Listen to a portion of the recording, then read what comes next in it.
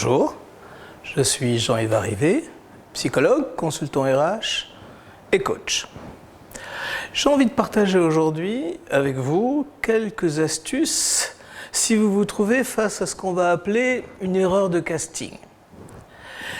Vous avez recruté quelqu'un il y a quelques semaines et vous sentez bien que les retours ne sont pas totalement favorables.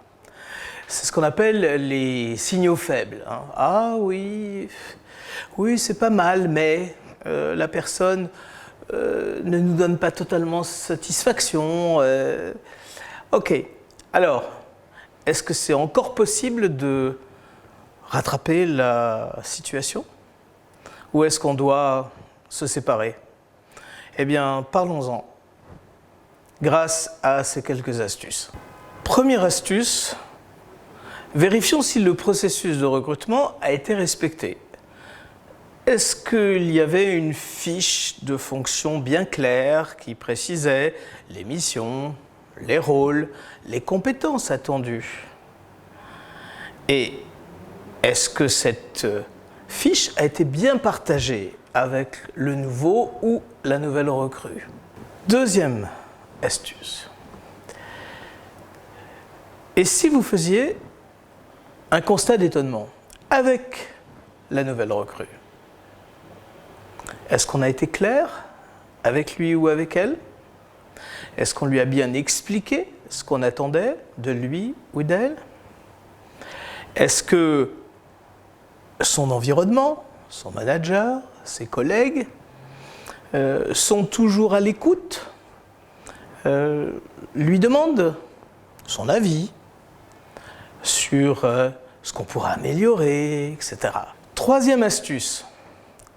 On a fait le constat d'étonnement, très bien, mais il faut agir sur l'environnement de la personne, de la recrue. Son manager, ses collègues. Il faut tirer des leçons de cet échange qu'on a eu et faire confiance à l'environnement pour que les choses bougent. Quatrième astuce. Deadline. Ça fait 2 mois. Les choses n'ont pas suffisamment bougé. On n'est toujours pas satisfait, donc qu'est-ce qu'on fait?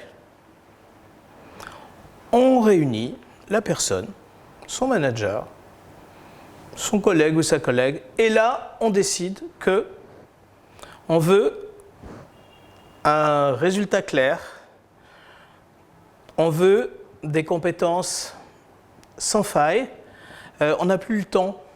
Là, allez, dans les 2 ou 3 semaines, on doit pouvoir savoir si ça vaut le coup de continuer avec cette personne ou si on reconnaît qu'on s'est trompé, qu'on a fait l'erreur de casting. Une erreur, ça peut arriver à tout le monde. Mais on ne peut pas durer comme ça. Ça ne peut pas durer comme ça. 5e astuce. Il faut passer au remplacement de la personne. On a fait une erreur de casting. Une erreur, ça peut arriver à tout le monde. Mais on ne va pas refaire 2 fois une erreur. Donc, on va revoir le processus et on va clairement définir cette fois-ci de qui on a besoin dans ce poste pour cette fonction, pour se tourner vers demain et pas hier. De qui a-t-on besoin demain dans ce poste? De quelles compétences a-t-on besoin demain? On m'a parlé de compétences en anglais, mais ok, de quel anglais parle-t-on? Est-ce que c'est un anglais commercial pour parler avec des clients étrangers? Est-ce que c'est simplement pour accueillir des personnes qui viennent dans le service? Il faut être précis sur les compétences dont on a besoin pour demain avoir dans le poste la personne qui va répondre à notre besoin.